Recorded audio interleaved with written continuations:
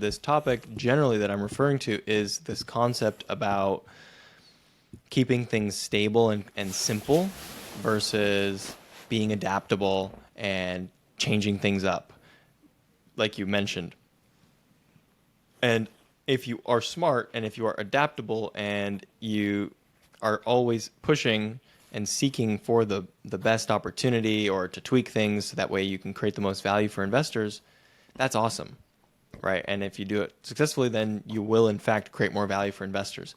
The problem with it, though, is that investors don't like change, generally speaking. And also, it's not, obviously, you can't paint investors with one single brush. There's a spectrum of investors.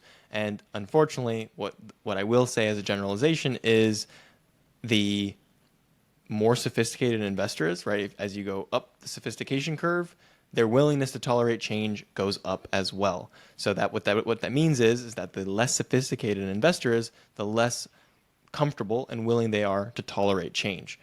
And for example, let's use a real example like Grand Riviera.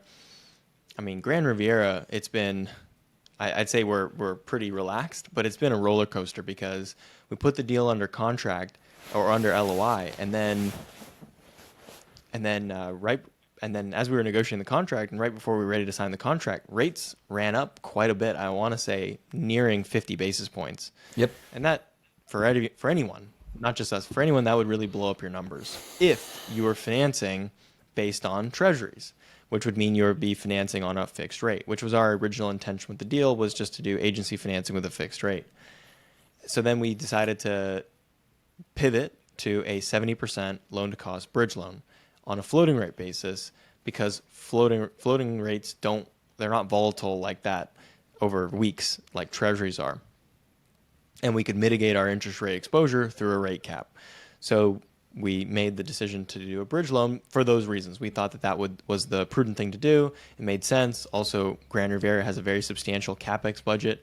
So it's actually more capital efficient to use a bridge loan where you can draw down CapEx funds from the bridge lender, and you're only paying interest on drawn down funds. So it's like if you're not using the money, you're not paying interest on it, and then as you do the work, you start drawing it down. Whereas if you raise CapEx out of equity, you're going to have that equity sitting in a bank account, basically.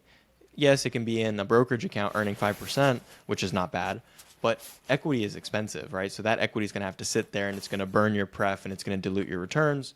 Not saying it's a bad thing. I'm all about financing CapEx out of equity. That's just the truth of it.